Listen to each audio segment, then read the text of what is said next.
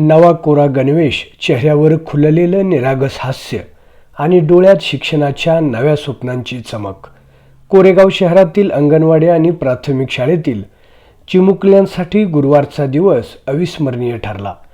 शिवसेनेच्या वर्धापन दिनानिमित्त दिलेला शब्द प्रत्यक्षात उतरवत शिवसेना नेते तथा कोरेगावचे प्रथम नगराध्यक्ष प्रशांत उर्फ राजाभाऊ बर्गे यांच्या पुढाकारातून शेकडो विद्यार्थ्यांना मोफत नवीन शालेय गणवेशाचे वाटप करण्यात आले. कोरेगाव शहरातील सर्व अंगणवाडी, स्वामी विवेकानंद शिक्षण संस्थेचे मॉडर्न इंग्लिश स्कूल, प्राथमिक विद्यालय आणि सुलतानवाडी येथील जिल्हा परिषद प्राथमिक शाळेतील विद्यार्थ्यांना या उपक्रमाचा लाभ मिळाला. श्री भैरवनाथ मंदिर सभागृहात झालेल्या या कार्यक्रमात मान्यवरांच्या हस्ते विद्यार्थ्यांना गणवेशाचे वितरण करण्यात आले. गणवेश हातात पडताच चिमुकल्यांच्या चेहऱ्यावर उमटलेला आनंद अक्षरशः पाहण्यासारखा होता. मात्र हा उपक्रम केवळ गणवेश वाटपापुरता मर्यादित नाही.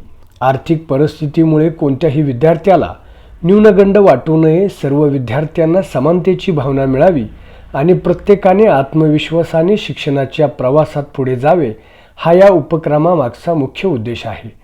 एकाच रंगाचा आणि एकाच दर्जाचा गणवेश मिळाल्याने विद्यार्थ्यांमध्ये श्रीमंत गरीब असा भेदभाव राहणार नाही, अशी भावना पालकांनी व्यक्त केली. महागाईच्या काळात गणवेशाचा खर्च वाचल्याने सर्वसामान्य पालकांनाही मोठा दिलासा मिळाला आहे. विशेष म्हणजे 15 ऑगस्टच्या स्वातंत्र्य दिनाच्या पार्श्वभूमीवर झालेल्या या उपक्रमामुळे विद्यार्थ्यांचा उत्साह आणखी वाढला आहे.